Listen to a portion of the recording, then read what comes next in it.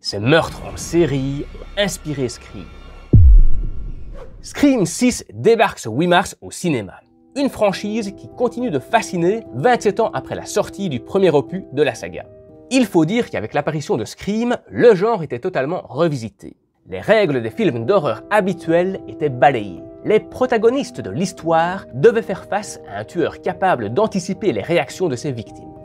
Mais saviez-vous que Scream est inspiré d'un fait divers tout aussi sordide, qui s'est déroulé sur le campus de l'Université de Floride à peine 6 ans plus tôt? Danny Rolling, un jeune homme dont la barbarie des actes va choquer les États-Unis. Nous sommes à Gainesville en 1990. Deux jeunes femmes sont retrouvées poignardées, éventrées et abusées dans leur appartement. Moins de 2 jours plus tard, le meurtrier frappe à nouveau. Une autre jeune femme est retrouvée assassinée dans les mêmes conditions, disposée de la même manière que les 2 premières victimes, comme si le tueur voulait signer ses crimes. Le jour suivant, 2 autres jeunes femmes sont victimes des mêmes atrocités. La première tente d'échapper au bourreau en se barricadant dans sa chambre, tandis que la seconde se fait poignarder à mort sous ses yeux. Malheureusement, aucune d'entre elles ne s'en sortira. Elles seront toutes 2 retrouvées éventrées, abusées et à nouveau disposées de la même manière que les victimes précédentes, signant à nouveau le meurtre de l'éventreur de Gainesville. Les enquêtes montreront que le mode opératoire était systématiquement le même. Les foyers visités par le tueur en série se situaient toujours aux abords de lieux boisés, de forêts, de manière à le laisser entrer et ressortir sans être vu par quiconque. Chaque résidence avait été fracturée par ce même tournevis retrouvé sur la scène du dernier homicide. Une véritable paranoïa s'installe. Les étudiants sont terrifiés, les parents décident de retirer leurs enfants de l'université, les médias s'emparent du fait divers, devenu viral à travers tous les États-Unis. Qui est donc ce tueur en série qui tue nos enfants? L'araignée. Qui est donc ce tueur en série qui tue nos enfants? Un premier suspect est arrêté, mais le soulagement n'est que de courte durée. Les tests ADN ne collent pas. Il est relâché. Le tueur continue de courir dans la nature. Peut-être toujours à la recherche de sa prochaine victime, jubilant de la notoriété qui l'entoure. Bizarrement, une série de meurtres similaires ont eu lieu 1 an auparavant à Shreveport, en Louisiane. Les victimes avaient été disposées de la même manière et le mode opératoire du tueur était identique.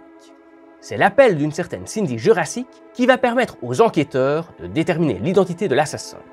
Elle raconte que, durant cette même année, elle et son mari ont reçu la visite de son ami Danny Rolling, alors qu'il vivait toujours en Louisiane.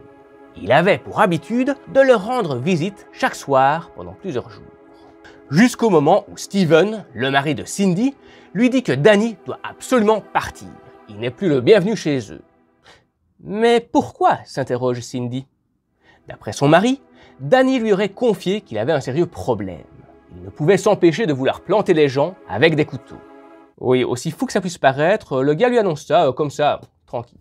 Et c'est au moment où Cindy Jurassic entend les descriptions de ces meurtres macabres qu'elle fait le lien avec les aveux de son ami Danny.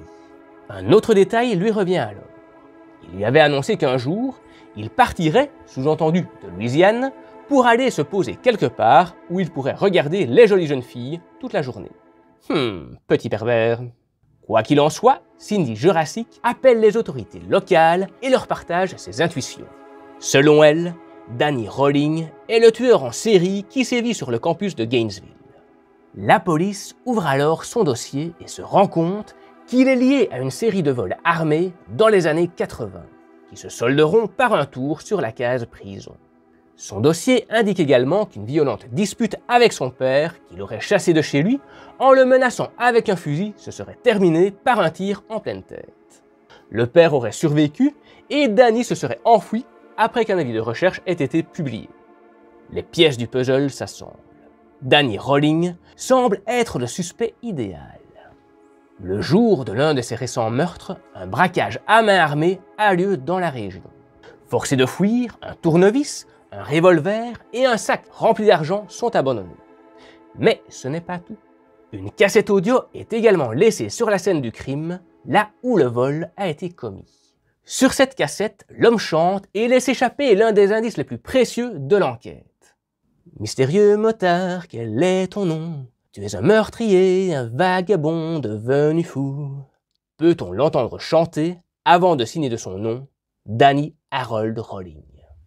Rapidement, les autorités interpellent Danny alors qu'il cambriole un autre supermarché. Il sera condamné à mort en 2006 pour l'homicide de 5 étudiantes et il avouera sur son lit de mort être aussi l'auteur des meurtres de Shreveport. Mais alors, quel est le lien entre Scream et cet effroyable fait divers? Parce que, on est bien d'accord, il n'y a pas énormément de points communs entre Ghostface et Danny Rolling. Et si je vous disais qu'il y en a bien plus que vous ne croyez? Allez, réfléchissez. Je vous laisse 2 secondes pour réfléchir. Pendant ce temps-là, je vous demande de mettre un like si cette vidéo vous plaît, de me mettre en commentaire vos hypothèses pour en débattre après et surtout de vous abonner pour soutenir la chaîne et l'aider à grandir. Merci, on reprend. La réponse ne se trouve pas directement dans les événements de Gainesville, mais plutôt dans le documentaire ABC qui sera réalisé 4 ans plus tard et qui sera regardé avec assiduité par le scénariste du premier Scream, qui n'existe pas encore à ce moment. Les faits relatés dans le documentaire seront si choquants et effrayants que Kevin Williamson, le scénariste de Scream donc, avouera avoir appelé un ami durant la pause du documentaire, persuadé d'avoir entendu un bruit venant du salon. J'étais terrorisé. Durant la pause, j'ai entendu un bruit, et je devais faire le tour de la maison. Et quand je suis allé dans le salon, j'ai vu une fenêtre. Et j'étais dans cette maison depuis 2 jours. Je n'avais jamais vu cette fenêtre ouverte. J'avais vraiment les boules. Alors, je suis allé dans la cuisine, j'ai pris un couteau de boucher, pris mon mobile, et j'ai appelé un pote. À ce moment, la peur de Kevin est à son apogée. Il se pisse littéralement dessus. Bon, pas vraiment littéralement, hein, vous en doutez, mais vous avez compris. Son pote, David Blanchard, plutôt que le rassurer, se fout de sa gueule. Vraiment, il ne prend pas au sérieux, pas une seconde. Il en profite même pour lui foutre encore plus les boules. Un vrai bon pote, quoi, hein, vous savez. En vrai, je suis un peu comme ça aussi. Il regarde sous le lit, il va dans le garage et regarde dans le garage.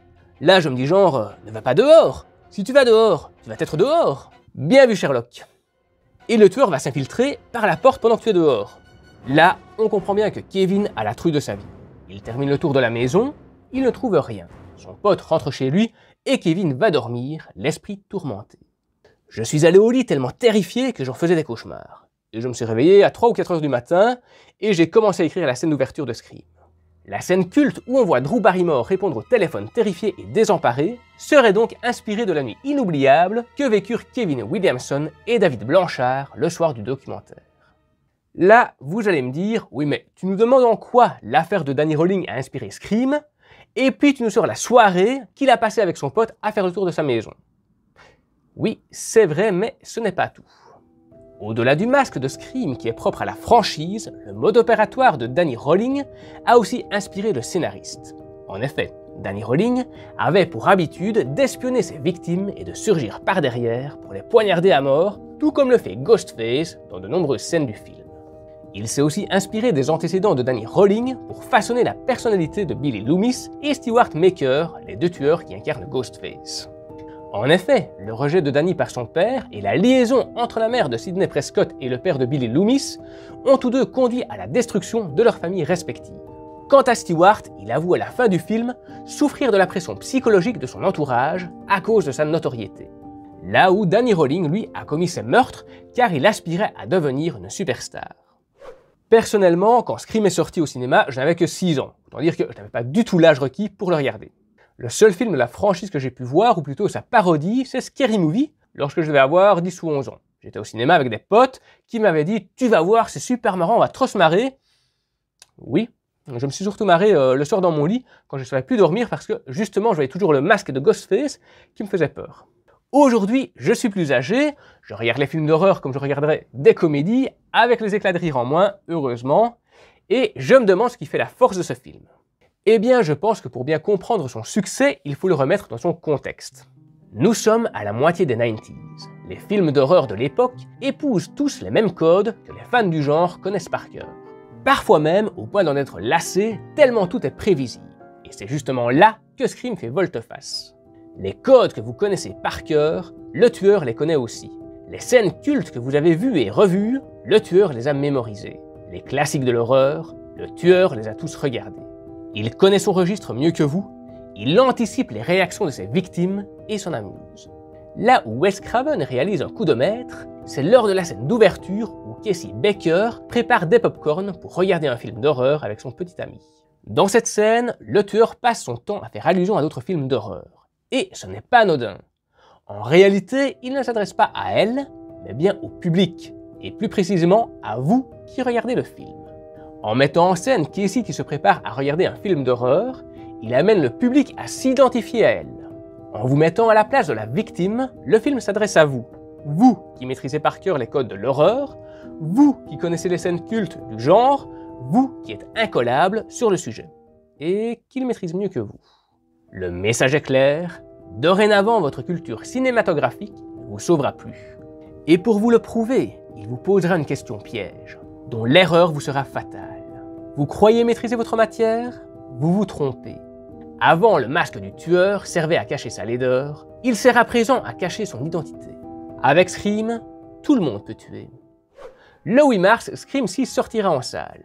Je vous partagerai mon avis sur le film dans un short à voir sur la chaîne ou sur mes réseaux. Je vous rappelle de vous abonner si cet épisode vous a plu, de mettre un petit like et un commentaire pour continuer à en discuter, et je vous laisse avec 5 tueurs en série tout aussi effroyables et pourtant bien réels.